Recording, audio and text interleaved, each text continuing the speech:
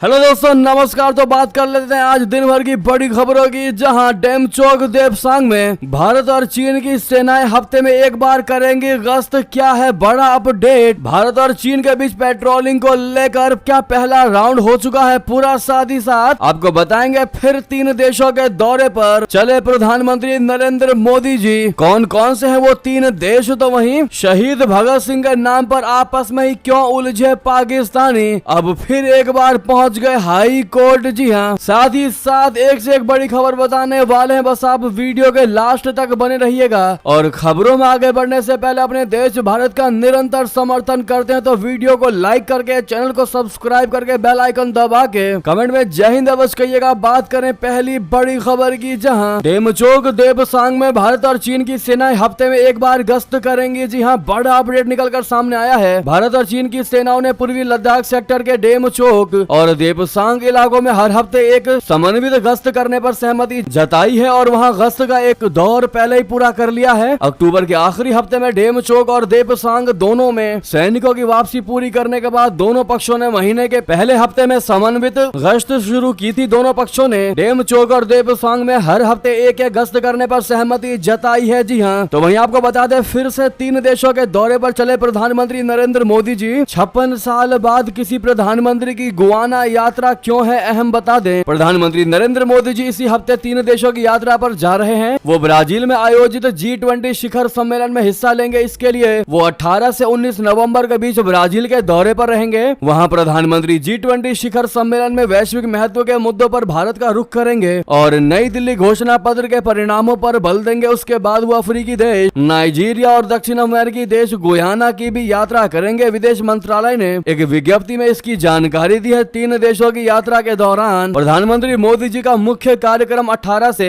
19 नवंबर को ब्राजील के Rio de Janeiro में होने वाले G20 शिखर सम्मेलन में भाग लेना होगा। भारत G20 के मौजूदा अध्यक्ष ब्राजील और अगले साल के शिखर सम्मेलन की मेजबानी करने वाले दक्षिण अफ्रीका के साथ G20 त्रिगुट का भी हिस्सा है। जी हाँ, बयान में बताया गया है कि ब्राजील से पहले प्रधानमंत्री मोदी 16 से 17 नवंबर को नाइजीरिया की यात्रा पर रहेंगे। विदेश मंत्रालय ने बताया कि इस अफ्रीकी देश में पिछले 17 सालों में किसी भारतीय प्रधानमंत्री का ये पहला दौरा होगा। नाइजीरिया के राष्ट्रपति बोला अहमद टिनुबू के निमंत्रण पर प्रधानमंत्री मोदी जी नाइजीरिया जा रहे हैं। इसी तरह प्रधानमंत्री नरेंद्र मोदी जी 19 से 21 नवंबर तक गुयाना की राजकीय यात्रा पर रहेंगे। किसी भारतीय प्रधानमंत्री की 1968 के बाद यहाँ की पहली यात्रा होगी। ये दौरा राष्ट्रपति मोहम्मद इरफान अली के निमंत्रण पर हो रहा है। इस यात्रा पर प्रधानमंत्री मोदी जी अली के साथ द्विपक्षीय चर्चा करेंगे। इसके अलावा वो गुयाना के वरिष्ठ नेताओं से मिलेंगे और संसद और प्रवासी भारतीयों की एक सभा को भी संबोधित करेंगे। जी हाँ, ऐसे में वाकई में प्रधानमंत्री मोदी जी उन देशों में जा रहे हैं जहां पर जाना एक लंबा इतिहास रहा है। ऐसे में ऑल द बेस्ट एडवांस में पीएम मोदी को कहना मत भूलेगा दोस्तों। और सामने लाइक का बटन अभी तक लाइक नहीं किया है तो अपने देश को बेहतरीन बनाने के लिए और ट्रस्टेड खबरों को पाने के लिए लाइक करना मत भूलेगा ताकि हमें भी सपोर्ट मिलता रहे। साथ ही साथ नेक्स्ट खबर आपको बता दे, जहां शहीद भगत सिंह के नाम पर आपस में क्यों उलझे पाकिस्तानी, फिर पहुंच गए हाई कोर्ट। जी हाँ, पड़ोसी देश पाकिस्तान में शहीद भगत सिंह के नाम पर लाहौर में लोग आपस में ही उलझ गए हैं। लाहौर के एक गैर लाभकारी फाउंडेशन ने एक रिटायर्ड पाकिस्तानी सैन्य अधिकारी की सिफारिश पर शादमान चौक का नाम बदलकर स्वतंत्रता सेनानी भगत सिंह के नाम पर रखने और वहां उनकी प्रतिमा स्थापित करने की योजना को रद्द करने के लिए मंगलवार को सरकार की आलोचना की। यहां तक कि लाहौर महानगर निगम ने शुक्रवार को भगत सिंह मेमोरियल फाउंडेशन पाकिस्तान के अध्यक्ष इम्तियाज रशीद कुरैशी द्वारा लाहौर उच्च न्यायालय में दायर अवमानना याचिका के जवाब में बयान दे दिया और कह दिया कि शादमान चौक का नाम भगत सिंह के नाम पर रखने और वहां उनकी प्रतिमा लगाने की प्रस्तावित योजना को रद्द कर दिया गया है। और भगत सिंह को आतंकवादी बताया गया कि भगत सिंह क्रांतिकारी नहीं बल्कि जो उनके लक्षण थे वो एक आतंकवादी थे। जिसके बाद दोस्तों कल मंगलवार को एक संवाददाता सम्मेलन को संबोधित करते हुए फाउंडेशन के अध्यक्ष कुरैशी ने कहा कि माजिद को क्रांतिकारी, भगत सिंह को अपराधी और आतंकवादी कहने से पहले सेंट्रल असेंबली में क्रांतिकारी भगत सिंह की प्रशंसा करने वाले पाकिस्तान के संस्थापक एम.ए. जिन्ना के भाषण को याद करना चाहिए। कुरैशी ने कहा कि जिन्ना ने न केवल भगत सिंह और उनके साथियों के बलिदानी व्यक्तित्व की प्रशंसा की बल्कि सबसे मजबूत इरादे के साथ उनके समर्थन में भी खड़े रहे और ब्रिटिश कानून व्यवस्था और सिद्धांतों पर सवाल उठाए। उन्होंने भगत सिंह के बारे में सरकारी रिपोर्ट को हास्यास्पद और इतिहास के साथ छेड़छाड़ करार दिया जिसमें इस्लामी दृष्टिकोण को विकृत तरीके से प्रस्तुत किया गया है। उन्होंने कहा कि भगत सिंह पाकिस्तान की धरती पर जन्मे एक क्रांतिकारी लाल थे और हम छंद राजनीतिक उद्देश्य उद्देश्यों के लिए अपने देश के इतिहास को नष्ट नहीं होने दे सकते। जी हाँ, साथ ही साथ बता दें, केंद्र सरकार का बहुत बड़ा फैसला, सीआईएसएफ को मिली पहली महिला बटालियन। जी हाँ, अब सीआईएसएफ में महिलाओं के लिए भी दरवाजे खुल गए हैं। केंद्र ने पहली महिला बटालियन को दे दी है मंजूरी। बता दें, केंद्र सरकार ने अति विशिष्ट व्यक्तियों, हवाई अड्डों और अन्य महत्वपूर्ण प्रतिष्ठानों पर बल की बढ़ती तैनाती को ध्यान में रखते हुए सीआईएसएफ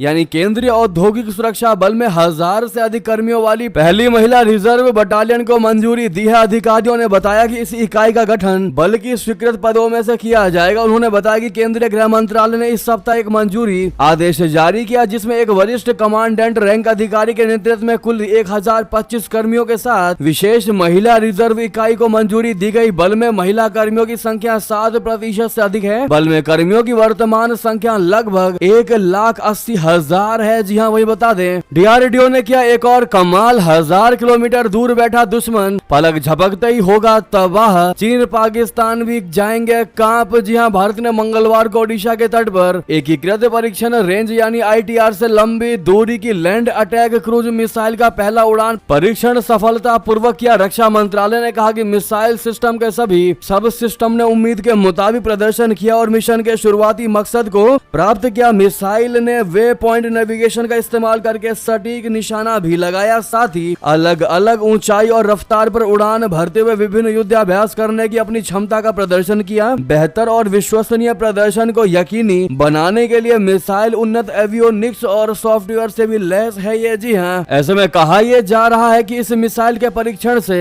चीन और पाकिस्तान की बेचैनी बढ़ने वाली है, क्योंकि ये एंटी शिप बैलिस्टिक मिसाइल और इसकी रेंज 1000 किलोमीटर है। यानी भारत का ये मिसाइल क्रूज मिसाइल अरब सागर और चीन से लेकर पाकिस्तान तक के लक्ष्यों को हासिल कर सकती है। इस मिसाइल के जरिए अब भारत तकरीबन 1000 किलोमीटर से ज्यादा की दूरी पर चल रहे युद्ध पोतों या विमान वाहक पोतों को ढेर करने के लिए सक्षम है, ढेर करने की क्षमता रखता है। जी हाँ, वाकई में दोस्तों यह खबर हर भारतीयों के लिए गर्व वाली खबर थी, जो आपको प्राउड फील करा देगी। दोस्तों साथ ही साथ बता दें, बांग्लादेश में शेख मुजीबुर रहमान की तस्वीर हटाने पर मच गया बवाल, छात्रों के दबाव में झुकी यूनुस सरकार। जी हाँ, बांग्लादेश में अब शेख हसीना के पिता की तस्वीर पर मच गया बवाल, मोहम्मद यूनुस के दफ्तर से हटाया गया है ये चित्र। दरअसल अगस्त में शेख हसीना की सरकार के तख्ता पलट के बाद से ही बांग्लादेश में मुजीबुर रहमान से जुड़े सभी प्रतीकों को निशाना बनाया जा रहा है। मुजीब की तस्वीरों, उनकी मूर्ति और यहाँ तक कि उनके फोटो वाले नोटों तक को हटाने का अभियान चल पड़ा है। इस हद तक विरोध हो रहा है कि उनकी फोटो को आंखों का कांटा माना जा रहा है। हालत यह है कि बांग्लादेश के कई हिस्सों में मुजीब से जुड़ी मूर्तियां तोड़ी जा रही है और उनकी विरासत को मिटाने की कोशिश की जा रही है। मुजीब की तस्वीर हटाने की घोषणा रविवार को महफूज आलम ने की, जो यूनुस सरकार में सलाहकार हैं। उन्होंने कहा कि अगस्त के बाद से ही मुजीब की तस्वीर को हटाने की योजना बन रही थी। आलम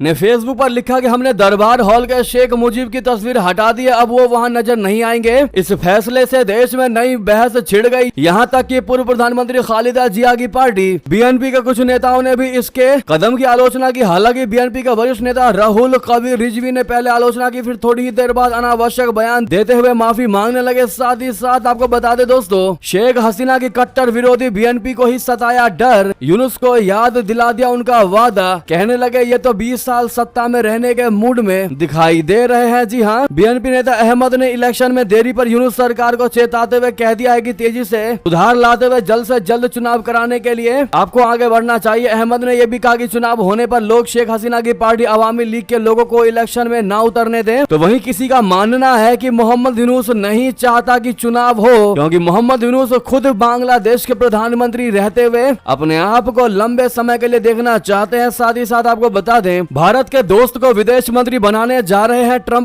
एनएसए भी है खुले समर्थक। कौन है रूबियो और वॉल्स, बता दें, अमेरिका के नवनिर्वाचित राष्ट्रपति डोनाल्ड ट्रंप ने फ्लोरिडा के सीनेटर मार्को रूबियो को विदेश मंत्री तथा सांसद माइक वाल्ज को राष्ट्रीय सुरक्षा सलाहकार का जिम्मा संभालने के लिए कहा है। रूबियो को भारत का दोस्त माना जाता है, वो भारत अमेरिका संबंधों के समर्थक रहे हैं, तो वहीं वाल्ज भी भारत के पुराने समर्थक रहे हैं और वर्षों से भारत एवं भारतीय अमेरिकियों के लिए कांग्रेसनल कॉकस के सह अध्यक्ष भी रहे हैं। जी हाँ, अब ऐसे में एक चीज तो तय है दोस्तों कि भारत के साथ बड़े ही मस्त और बेहतरीन रिश्ते रहने वाले हैं अमेरिका के। जी हाँ, ऐसे में इन दोनों को कांग्रेचुलेशन कहना मत भूलिएगा आप लोग। साथ ही साथ बता दें, जगत गुरु राम भद्राचार्य के पास है पाकिस्तान को मिटाने का क्या प्लान, कुंभ में कुछ ऐसा कर देंगे, बता दें। इस बार कुंभ में हम कुछ ऐसा करेंगे कि दुनिया के नक्शे से पाकिस्तान का नामो निशान मिट जाएगा। जी हाँ, जयपुर में चल रही राम कथा में जगत गुरु रामभद्राचार्य का सबसे बड़ा बयान। दोस्तों, जयपुर में चल रही श्री राम कथा में जगत गुरु रामभद्राचार्य ने बड़ा बयान दिया। उन्होंने कहा कि राष्ट्र का चिंतन एक संत करता है, परिवार वाला व्यक्ति कभी राष्ट्र का चिंतन नहीं कर सकता। इस राष्ट्र को किसी परिवार विशेष की जकड़न से हमें मुक्त करना ही है। ये गांधी परिवार का राष्ट्र नहीं है, ये राष्ट्र हमारे संतों का है, 140 करोड़ भारतवासियों का है। और कश्मीर में धारा 370 ये क्या इनके बाद आने वाले 7 पीढ़ियां भी नहीं ला पाएंगे। जी हाँ, उन्होंने कहा कि हम अब ऐसा यज्ञ कर रहे हैं जैसा विश्वामित्र जी ने किया था, वही यज्ञ जिसमें दशरथ जी विश्वामित्र से राम लक्ष्मण को मांगे थे। हम आपसे यानी देशवासियों से राम लक्ष्मण नहीं मांग रहे, वो मेरे पास हैं। हम सभी भारतवासियों का मन चाहते हैं, भारतवासी मन से यजमान बनकर इस बार कुंभ में ऐसा कुछ कर दे कि पाकिस्तान द्वारा हथिया लिया गया कश्मीर भी मुझे मिल जाए, और ऐसी लीला हनुमान जी कर दे कि विश्व के नक्शे से पाकिस्तान का नामो निशान ही मिट जाए। जी हाँ दोस्तों, यह कहना था जगत गुरु रामभद्राचार्य जी का। तो वहीं आपको बता दें, कनाडा में मंदिरों में कॉन्सुलर कैंप रद्द होने पर हिंदू समुदाय में आक्रोश। जी हाँ, कनाडा के हिंदू मंदिरों में इस सप्ताहांत होने वाले कॉन्सुलर कैंप सुरक्षा कारणों के चलते रद्द कर दिए गए। ये कैंप ग्रेटर टोरंटो क्षेत्र में स्थित ब्रैम्पटन के त्रिवेणी मंदिर और कम्युनिस्ट सेंटर और 16 नवंबर को और टोरंटो स्थित काली बाड़ी मंदिर में 17 नवंबर को आयोजित किए जाने थे। हाल ही में ब्रैम्पटन के हिंदू सभा मंदिर में खालिस्तान समर्थकों द्वारा हमले के बाद इन आयोजनों को रद्द करने का निर्णय लिया गया। इस घटना के बाद अब कनाडा में हिंदू समुदाय के बीच गहरी चिंता और रोष देखने को मिल रहा है। समुदाय के सदस्यों का कहना है कि आस्था के केंद्रों में भी जाने में अब वे असुरक्षित महसूस कर रहे हैं। त्रिवेणी मंदिर की ओर से जारी एक बयान में बताया गया कि पील रीजनल पुलिस को मिली खुफिया जानकारी के मुताबिक यहां बड़े पैमाने पर हिंसक प्रदर्शन की धमकी दी गई थी। तो वहीं बता दें, भारत ने तालिबान सरकार को मान्यता नहीं दी, अफगानों की मदद के लिए नियुक्त किया है दूत। कौन है कामिल? दोस्तों, तालिबान सरकार ने इकरामुद्दीन कामिल को मुंबई स्थित अफगान मिशन में कार्यवाहक वाणिज्य दूत नियुक्त किया है। ये जानकारी अफगान मीडिया ने दी। ये भारत में किसी भी अफगान मिशन में तालिबान द्वारा की गई पहली ऐसी नियुक्ति है। हालांकि इस नियुक्ति पर भारतीय पक्ष की ओर से तत्काल कोई आधिकारिक टिप्पणी नहीं आई है। इस बीच सूत्रों ने बताया कि जिस शख्स को नियुक्त किया गया है वो भारत में ही पढ़ा है और भारत में रह रहे अफगान नागरिकों की मदद के लिए उन्हें नियुक्त किया गया है। इसके अलावा तालिबान सरकार की मान्यता के बारे में विदेश मंत्रालय ने कहा कि किसी भी सरकार को मान्यता देने की एक निर्धारित प्रक्रिया है और भारत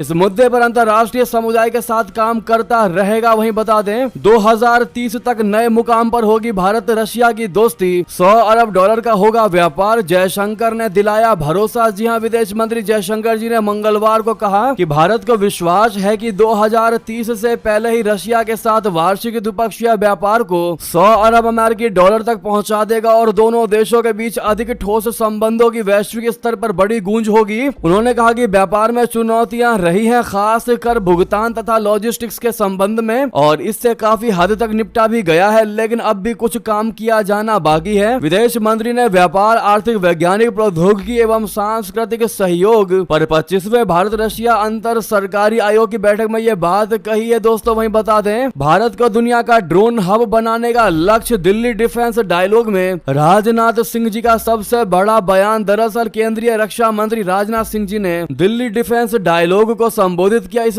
कार्यक्रम में उन्होंने बताया कि भारत दुनिया का सबसे बड़ा ड्रोन हब बनने का लक्ष्य लेकर चल रहा है। ये न केवल भारतीय अर्थव्यवस्था को मदद करेगा बल्कि मेक इन इंडिया और आत्मनिर्भर भारत कार्यक्रम में भी महत्वपूर्ण योगदान देगा। उन्होंने बताया कि सरकार ने भारत को दुनिया का ड्रोन हब बनाने के लिए कई पहल की है। कार्यक्रम को संबोधित करते हुए रक्षा मंत्री राजनाथ सिंह जी ने कहा कि हम पहले ही अनुसंधान और विकास कार्यक्रम को भरोसेमंद सर्टिफिकेशन प्रणाली से बेहतर करने की कोशिश कर रहे हैं। तो वहीं आपको बता दें, इस बार भरोसा मत करना। जी हां, डोनाल्ड ट्रंप के पूर्व सहयोगियों ने इजराइल को क्यों दी ऐसी चेतावनी? दरअसल डोनाल्ड ट्रंप आगामी कुछ दिनों में अमेरिका के राष्ट्रपति का कामकाज संभालना शुरू कर देंगे। उन्होंने चुनाव के दौरान इजराइल और रशिया युद्ध को चुटकियों में खत्म करने समेत कई बड़े बड़े दावे किए हैं। इन ट्रंप के दावों को कब तक पूरा कर पाते हैं या कर पाते भी हैं या नहीं, ये देखने वाली बात होगी। लेकिन ट्रंप की एक बार फिर ताजपोशी ने इजराइल सरकार के चेहरे खिला दिए हैं। इजरायली पीएम बेंजामिन नेतन्याहू उन चुनिंदा वैश्विक नेताओं में एक थे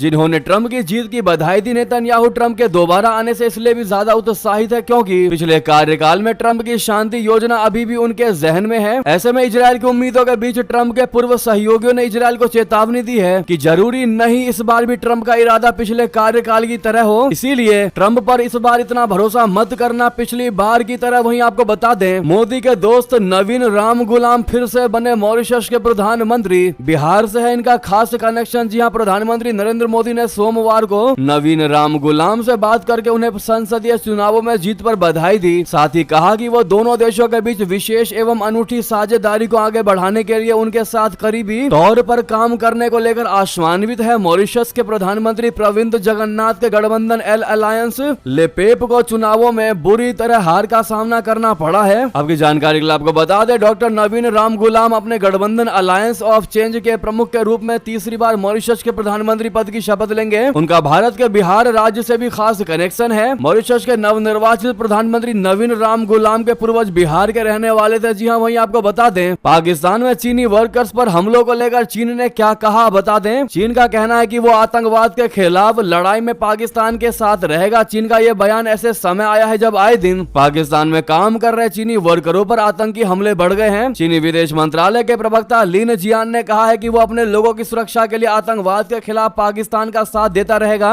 लिन जियान की ये टिप्पणियां ऐसे वक्त सामने आई है जब हाल ही में कराची में एक झगड़े में सिक्योरिटी गार्ड की गोली लगने से 2 चीनी नागरिक घायल हो गए थे। जियान ने कहा कि हम विदेशों में रह रहे चीनी नागरिकों, अलग अलग प्रोजेक्ट्स पर काम कर रहे चीनी वर्कर्स की सुरक्षा को लेकर प्रतिबद्ध हैं, लेकिन चीनी वर्कर्स पर हमले थमने का नाम नहीं ले रहे हैं। चीन अपने लोगों की सुरक्षा के लिए पाकिस्तान पर दबाव डाल रहा है। जी हाँ, लिन जियान का कहना है कि दोनों देशों के संबंध बिगाड़ने की कोशिश करने वाले आतंकियों को इसकी कीमत चुकानी ही पड़ेगी। दोनों देशों के बीच विश्वास और सहयोग को कमजोर करने की कोई भी कोशिश सफल नहीं होगी। ये बयान है दोस्तों चाइना का। साथ ही साथ बता दें, राष्ट्रपति चुनाव में जीत के बाद हश मनी केस में ट्रंप को मिली राहत, कार्यवाही पर लगी रोक। जी हां, अमेरिकी नवनिर्वाचित राष्ट्रपति डोनाल्ड ट्रंप के खिलाफ हश मनी केस में चल रही कार्यवाही पर न्यूयॉर्क के एक जज ने अस्थायी रूप से रोक लगा दी है। मंगलवार को जारी है कोर्ट डॉक्यूमेंट में इस फैसले की पुष्टि हुई है। ये मामला एक एडल्ट स्टार को दिए गए हश मनी से संबंधित है, जिसमें ट्रंप को दोषी ठहराया जा चुका है। वहीं बता दें, विश्व हिंदू परिषद का पिछले एक साल में हिंदू समुदाय पर 300 से अधिक हमलों का दावा। संयुक्त महासचिव के दावे के बाद सियासत तेज। जी हाँ दोस्तों, विश्व हिंदू परिषद ने मंगलवार को प्रेस कॉन्फ्रेंस में दावा किया है कि पिछले साल जनवरी से लेकर छठ पूजा 2024 तक हिंदू और उनके मंदिरों पर 300 से अधिक हमले हुए हैं। वीएचपी के संयुक्त महासचिव सुरेंद्र जैन ने मीडिया रिपोर्टों पर आधारित इन घटनाओं की सूची जारी करते हुए कहा है कि यह वास्तविकता का केवल एक हिस्सा है और हिंदू समुदाय को इस सच्चाई को समझने की आवश्यकता है। जैन ने उत्तर प्रदेश के मुख्यमंत्री योगी आदित्यनाथ के हाल के बयानों, जिनमें बटोगे तो कटोगों का समर्थन किया, इस सांप्रदायिक नहीं बल्कि स्थिति का सही विश्लेषण बताया। इसको जैन ने आरोप लगाया कि जिहादी तत्व लगातार हिंदू त्योहारों और मंदिरों को निशाना बना रहे हैं। साथ ही साथ आपको बता दें, रोहित एंड कंपनी ही नहीं बल्कि एक और टीम नहीं जाएगी पाकिस्तान। विदेश मंत्रालय से नहीं मिल रही मंजूरी। जी हाँ, चैंपियंस ट्रॉफी 2025 को लेकर भारत और पाकिस्तान के बीच तनाव का माहौल बना हुआ है। एक तरफ पाकिस्तान क्रिकेट बोर्ड यानी पीसीबी जिद पर अड़ा है, तो दूसरी तरफ भारतीय cricket control board hybrid model पर टूर्नामेंट के आयोजन का फिराक में है। दोनों देशों के बीच तनाव ऐसा बढ़ा है कि अब ब्लाइंड क्रिकेट टीम की भी पाकिस्तान दौरा रद्द करने की संभावना जताई जा रही है। भारतीय ब्लाइंड क्रिकेट टीम को T20 वर्ल्ड कप के लिए पाकिस्तान का दौरा करना था। टूर्नामेंट का आयोजन 22 नवंबर से 3 दिसंबर तक पाकिस्तान में होना है, जिसमें भाग लेने के लिए भारतीय ब्लाइंड क्रिकेट टीम विदेश मंत्रालय से मंजूरी के इंतजार में है। तो वहीं आपको अगली खबर बता दें, जहां पर झारखंड की 43 सीटों पर आज मतदान हो रहा है। दोस्तों 11 राज्यों की 33 सीटों पर भी होगा आज उपचुनाव। जी हाँ, झारखंड विधानसभा चुनाव के पहले चरण में राज्य की 43 सीटों पर बुधवार यानी आज के दिन मतदान हो रहा है। इसके अलावा 11 राज्यों की 33 विधानसभा सीटों पर उपचुनाव के लिए भी वोटिंग हो रही है। यही नहीं, केरल की वायनाड और महाराष्ट्र की नांदेड़ लोकसभा सीट पर भी वोटिंग होनी है। चुनाव आयोग के मुताबिक झारखंड की 43 सीटों पर मॉक पोल सुबह 5:30 बजे शुरू हुआ, जिसके बाद मतदान शुरू होगा। तो वहीं अन्य 11 राज्यों में सुबह 6 बजे से ही मतदान शुरू हो रहे हैं। तो वहीं बता दें, चुनावी रैली में मिथुन चक्रवर्ती की पॉकेट मार ली गई। दोस्तों मंच से हुआ ऐलान, कौन है चोर वापस करो पर्स। जी हाँ, बता दें धनबाद जिले के निरसा विधानसभा इलाके के भाजपा उम्मीदवार अपर्णा सेन गुप्ता के समर्थन में मिथुन चक्रवर्ती झारखंड के धनबाद पहुंचे, जहां उन्होंने